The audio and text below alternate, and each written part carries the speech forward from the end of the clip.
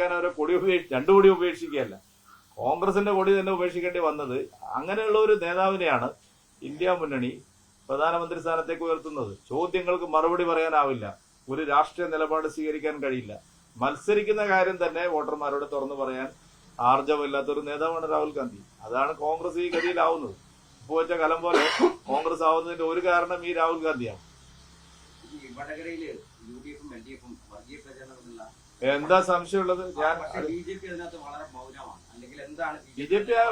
P ഒരിടത്തും വർഗീയ പ്രചരണം നടത്തില്ല. ഈ രണ്ടു കൂട്ടർ അങ്ങോട്ടും ഇങ്ങോട്ടും ആരോപിക്കുന്ന സമയത്തും കേരളം പോലുള്ള സംസ്ഥാനത്തിനകത്ത് അല്ലെങ്കിൽ പ്രത്യേകിച്ച് ബി ജെ പി തെരഞ്ഞെടുപ്പിൽ ഇതാണ് പ്രശ്നം. ബി ജെ പി വർഗീയത പറഞ്ഞില്ലെങ്കിൽ നിങ്ങൾ മൗനമാണെന്ന് പറയും. ബി ജെ പി ഒരു വർഗീയതയും പറയാതിരിക്കുമ്പോഴും ബി ജെ പി വർഗീയ പ്രചരണം നടത്തുന്നു. പക്ഷെ മതേതര പാർട്ടികൾ എന്ന് പറയുന്നത് ഇതാ എന്താണ് ഷാഫിയെ പറ്റി പറഞ്ഞത്? ദീനിന്റെ സ്ഥാനാർത്ഥി എന്താ പറഞ്ഞു? ഞാൻ പണ്ട് അള്ളാഹുവിന്റെ സ്ഥാനാർത്ഥി എല്ലാ സ്ഥലത്തും. തിരിച്ചപ്പുറത്ത് എന്താണ്? ഇങ്ങനെ ഒരു അധപ്പതനം ഈ നമ്മുടെ കേരളത്തിന്റെ ചരിത്രത്തിൽ ഇതേവരെ ഉണ്ടായിട്ടില്ല. ഞാനിത് ആദ്യമേ പറഞ്ഞു, നിങ്ങൾ മൗനം. ഞാൻ തെരഞ്ഞെടുപ്പിന്റെ പ്രചാരണ ഘട്ടത്തിൽ തന്നെ പറഞ്ഞു, വടകരയിൽ വലിയ തോതിലുള്ള വർഗീയ പ്രചരണമാണ് നടക്കുന്നത്. ഒരു കാലത്തും നമ്മുടെ കേരളത്തിൽ ഇങ്ങനെ ആരും ഉണ്ടായിട്ടില്ല. ദീനിന്റെ സ്ഥാനാർത്ഥിയും കാഫറും ഇങ്ങനെയൊക്കെയുള്ള പ്രചാരണങ്ങള് നമ്മുടെ നാട്ടിൽ ഇന്നേവരെ കണ്ടിട്ടില്ല. അതിന് ഉത്തരവാദപ്പെട്ട നേതാക്കൾ തന്നെയാണ് നേതൃത്വം നൽകിയത്. ശരിയായ നിലയിൽ പരിശോധിക്കപ്പെടേണ്ടതാണ്. എല്ലായിടത്തും കോൺഗ്രസ് ഇത് തന്നെയാണ്, എൽ ഡി എഫും ഇത് തന്നെയാണ് ചെയ്യുന്നത്.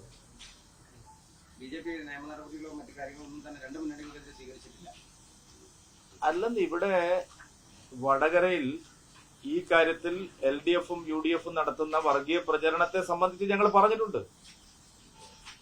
നിയമ നടപടികള് പറഞ്ഞ ആൾക്കാർ പോലും സ്വീകരിക്കുന്നില്ലല്ലോ.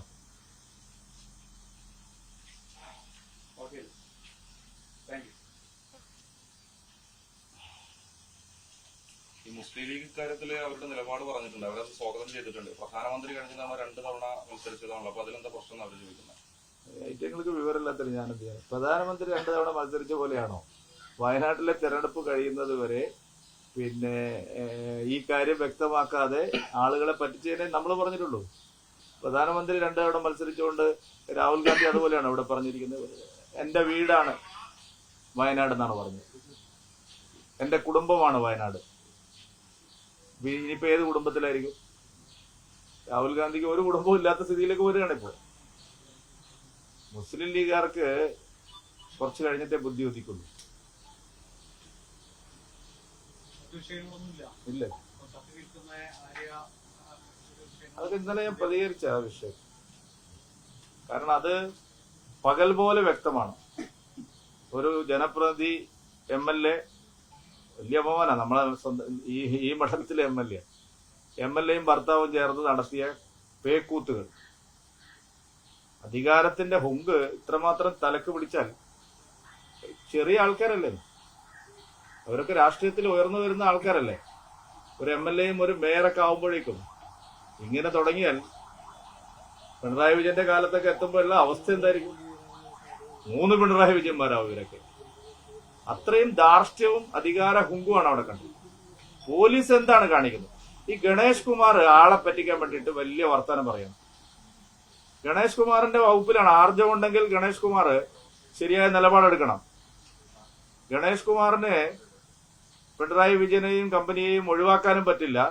താൻ വലിയ ആദർശവാനാണെന്ന് വ്യക്തമാക്കണം. അതിനാണ് ഈ പ്രസ്താവന ഇറക്കുന്നത്. ഗണേഷ് കുമാർ പറയണം, ഡ്രൈവർ എടുത്താണോ അപാകത, അല്ല മേയർ എടുത്താണോ MLAയുടെ അടുത്താണോ അപാകത? എന്തടിസ്ഥാനത്തിലാണ് ബസ്സിൽ കയറി യാത്രക്കാരെ ഇറക്കി വിട്ട് ഒരു MLA എന്ത് അടിസ്ഥാനത്തിലാണ് ആളുകളെ ഇറക്കി വിടുന്നത്? അത് DYFI നേതാവ് തന്നെ സമ്മതിച്ചിരിക്കുകയാണ്. മെമ്മറി കാർഡ് കാണാനില്ല. ഗണേഷ് കുമാർ ഇതിന് ഉത്തരം പറയണം. KSRTC ബസ്സിൽ നടന്ന സംഭവത്തിൽ എന്താണ് അവർ കണ്ടെത്തിയിരിക്കുന്ന കാര്യം? എങ്ങനെയാണ് മെമ്മറി കാർഡ് മിസ്സായത്?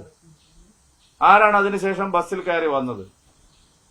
ഈ കാര്യങ്ങളൊക്കെ അദ്ദേഹം പറയണം. വലിയ വർത്തമാനം മറ്റുള്ളവരുടെ കാര്യത്തെ പറഞ്ഞാൽ പോരാ. സ്വന്തം വകുപ്പിൽ നടക്കുന്ന കാര്യത്തെ പറ്റി ഗണേശും പറയണം മറുപടി. രാഷ്ട്രീയം ഇല്ലെന്ന് ഞങ്ങൾ എന്ത് പറയുമ്പോഴും അതിന് രാഷ്ട്രീയമായി കാണേണ്ട ആവശ്യമില്ല. കേരളത്തിന്റെ പിന്തുണ ഡ്രൈവർക്കുണ്ട്. കാരണം അവിടെ നടന്നതെല്ലാം ഒരു ജനങ്ങൾ കാണുമ്പോൾ അറിയാം.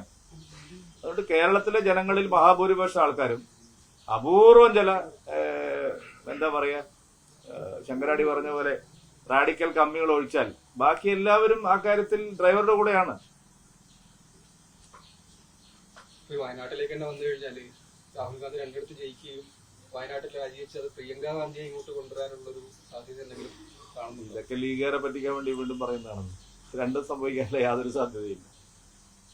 ഒരു കാര്യം ഞാൻ ഉറപ്പിച്ച് പറയാം, റായ്ബറേലിയിൽ എന്തായാലും രാഹുൽ ഗാന്ധി ജയിക്കില്ല. വയനാട്ടിലും ജയിക്കാനുള്ള സാധ്യത കുറവാണ്.